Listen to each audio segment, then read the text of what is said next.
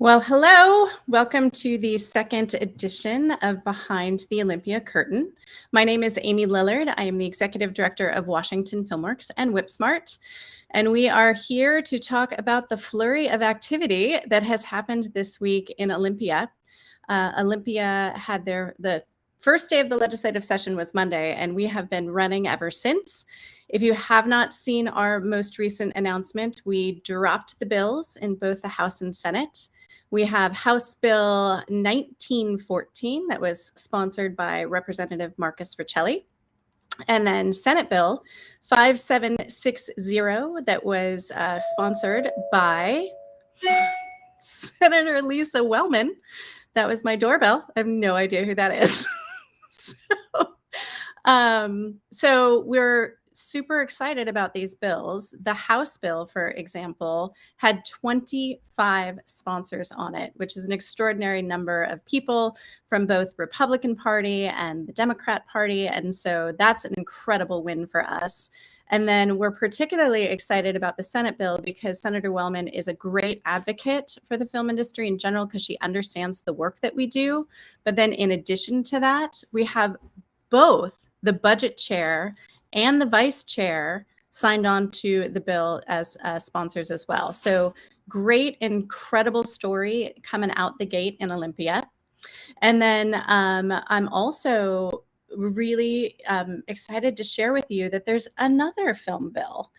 Senator Shelley Short, who is from the 7th District, which is just north of Spokane, also introduced a film bill, increasing our program to $25 million a year, with some money earmarked for rural Washington filming as well. So all in, we're working with Senator Short as well, and we are set up for success as we move forward. In addition to that, the things that we haven't come out and said yet is we have our first hearing on the books. So when a bill gets introduced in Olympia, it gets referred to committee. We have our first Senate committee hearing on Tuesday at 8 a.m. We are going to be sending out an action alert for this community to get engaged because you can sign on in support of the bill virtually from your house. So you'll be getting that information in your inbox. So if you're not signed up for Washington Filmworks emails, please do so. And that'll be your inbox early next week. So in addition to that, I wanted to kick off tonight talking about Film Day. Film Day is our annual advocacy day in Olympia, and it is scheduled for next Wednesday, the 19th. So Wednesday, January 19th. And we are asking everyone to RSVP. If you haven't yet, please do so. For those of you that have RSVP'd or will RSVP, on Tuesday, you will get an email in your inbox that will have all the information that you need to participate in the Advocacy Day. Within this email, you will have meeting assignments. So those, the meetings that you will have with your elected officials from your legislative district. You will have an informational sheet called How to Lobby, which will give you some tips and tricks about how to approach the conversation with elected officials. In addition to that, we will give you access to your legislators' bios. So, we encourage you to take a minute or two to, look over them and find out a little bit about who they are personally before you meet with them. And in addition to that, we're going to give you a Film Day virtual background. I don't know if maybe we can show that. I don't know if we can show that. Oh, look at that. That is our virtual background coming to you in your email the day before Film Day. So again, look for that email after you RSVP. Look for that email in your inbox on Tuesday, and I'll have all the information.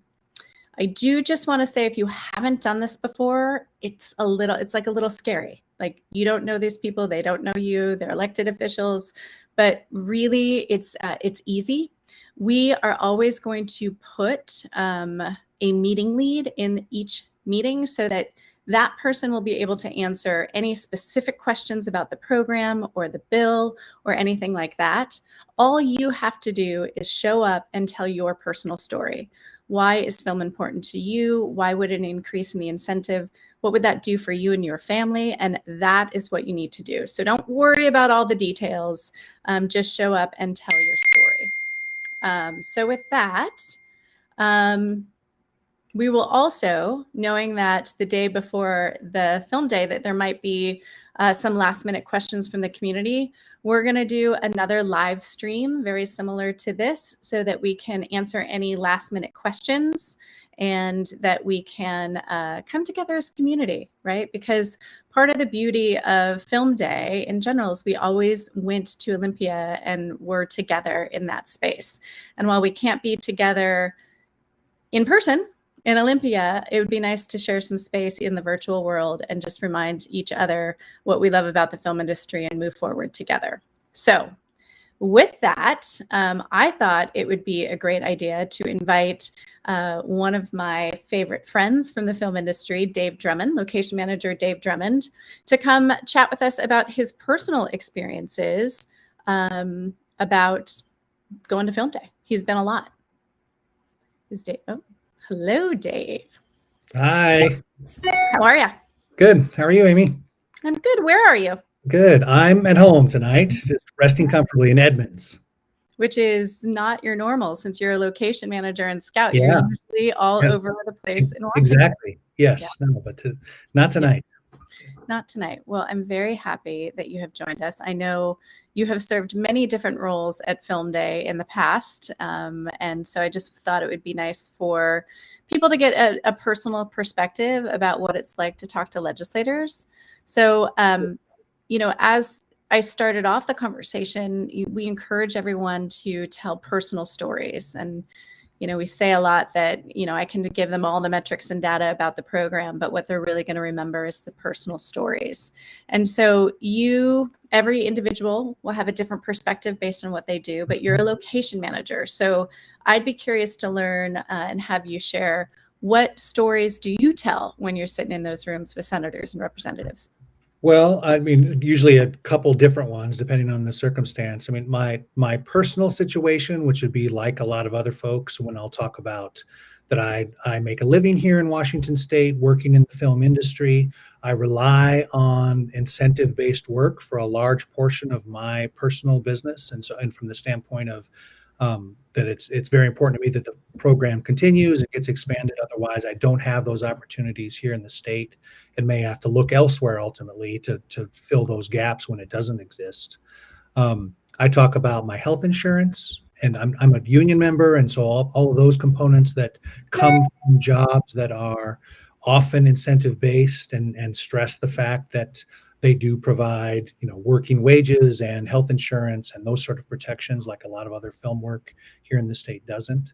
That's kind of my personal thing. I'll also talk about the work I do, which often goes into all sorts of districts outside of my own, and sort of how I see that impact those districts, the people I interact with, the businesses that I hire or people I pay, all as much as I can, the money that is spent in different districts, wherever it is, to sort of focus on how that there is a direct impact to the district that they can see and feel from film work.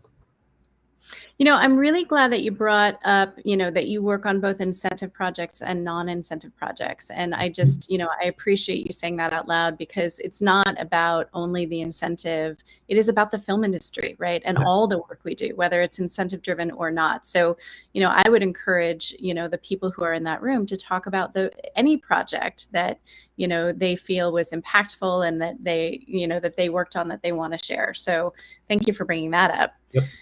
I have been in many meetings in the past where there have been where things kind of go sideways in the room.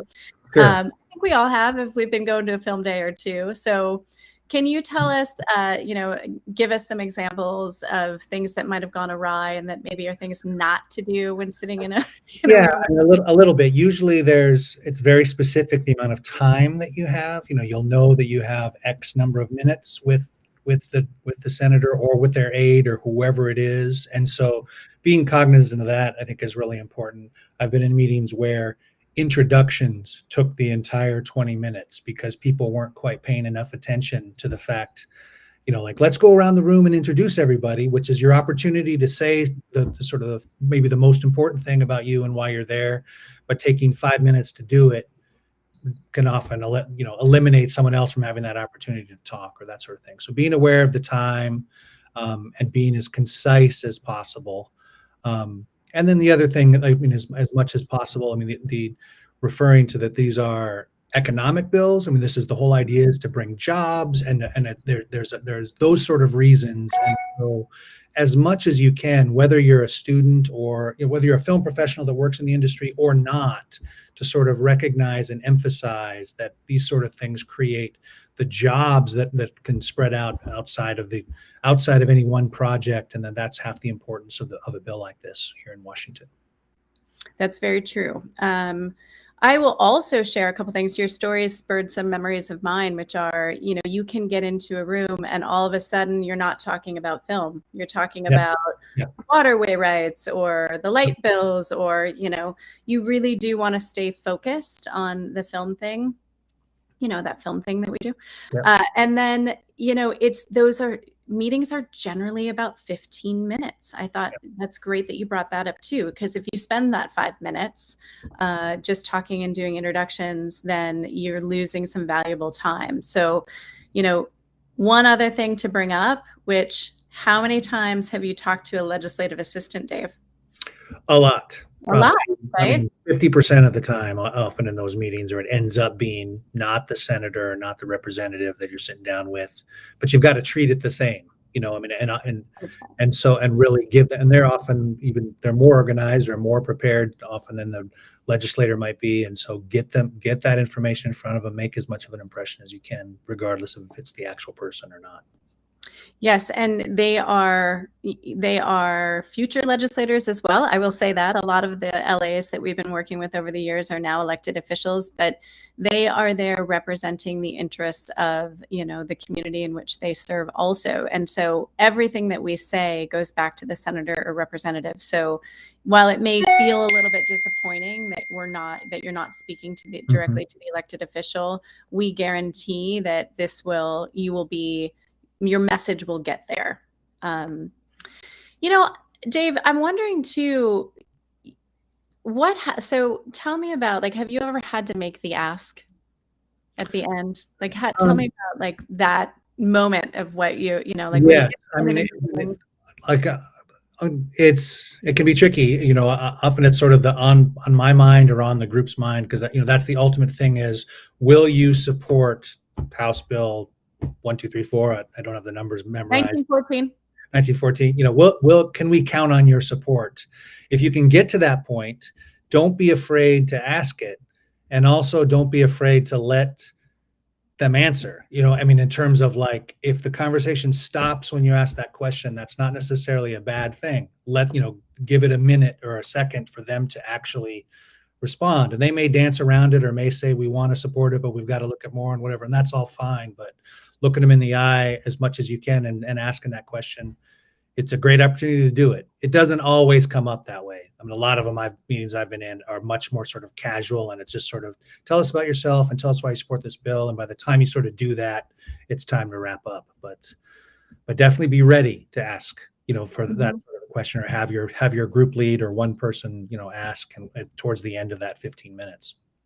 I mean, they know that you are there and you have an agenda, and there's a reason why you are participating in Film Day. And so it is not uncommon for legislators to say, you know what, I'm not sure yet. And so in those environments, what we would encourage you to do is say, great, I'd like to send you some more information about the program, about the bill, about the industry, and make sure that you follow up. Speaking of, one of the reasons why we do these advocacy days is so that we can learn about how elected officials feel about the film industry and about these bills.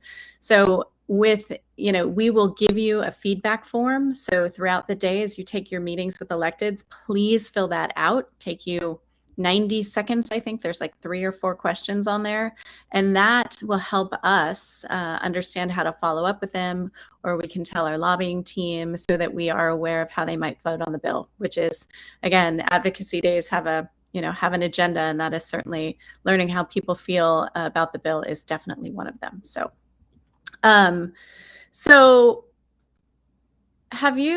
has an elected official, when you've been sitting in a meeting, Dave, ever asked a question that you didn't know the answer to? And if so, what did you do? Yeah, I mean, often if they're into it, it's a good sign if they're asking those sort of questions. But it may be some of the more technical aspects of the bill, where the money comes from and all, and the tech, how those sort of things work. I never try to answer them. Just sort of to be when it's that sort of a thing, I'll say, I don't know those specifics. I know we've got them. And it's probably in and when we're in there in person, there's a packet of information that we're the handout that we're giving them. It's probably already in there, but if not, I promise to follow up. I'm like I said, I will get you that information and I'll send it to your aide or whatever it is and make sure that information is noted. But I don't try to wing it through questions that I don't know. You know what I mean? Especially when it comes to that, like how does it all work, or the mechanics sometimes of how it works. If I'm not fully comfortable answering the question, I'm honest about it and promise to get back to them. Hmm. And we do equip the industry in that email that we will send out. We'll send you a link to what we call the the legislator fact sheet. Yeah. And so that has a lot of information on it, including my contact information and our lobbyist contact information, so that they can follow up with us. It's got lots of really fun data in it too, and talks about, what we're excited about in the program and in the bill and all that kind of stuff. So it's a nice tool for you to have in your toolbox too. But Yep. Almost always the questions can be found on that sheet, or versions of them, the type of questions that they'd ask. right. And, I would encourage you to follow up after. If you've had a meeting with an elected official, you send them an email thanking them for their time, of course, as well. So meeting leads. So, Dave Drummond, you have been a meeting lead at various film days in the past. Could you talk about what a meeting lead is and what they do in these environments? Well, sure. I mean, just basically what it sounds like, sort of lead the conversation as much as needed and facilitate it amongst the different representatives are there. I mean, the trick to that is, like, if I'm in a meeting that's not my district, but there are other representatives that are from the district, or other film folks that are from specifically the district, I don't want to bogart the whole conversation as the lead, because I do want the legislators to be able to talk with their direct constituents as much as possible. But so being cognizant of that, being aware of what mix you have in your little posse that's going into the meeting. But then otherwise being the one that can direct those questions or ask the big question at the end, if that's what it comes down to, and also kind of wrap things up when I need, just to show them that you respect their time by at 15 minutes or whatever amount of time it is, being able to say, okay, well, we hope you've heard us and thanks so much for your time and we'll follow up. Mm-hmm, mm-hmm. And they're just there for support, and we'll, follow up and make sure those questions get answered. So, well, it is all happening. It's all happening very fast. We are going to make sure that we are responding to your questions. We will, in your packet of information, Washington Filmworks will be with you all day. We will be available via our work line.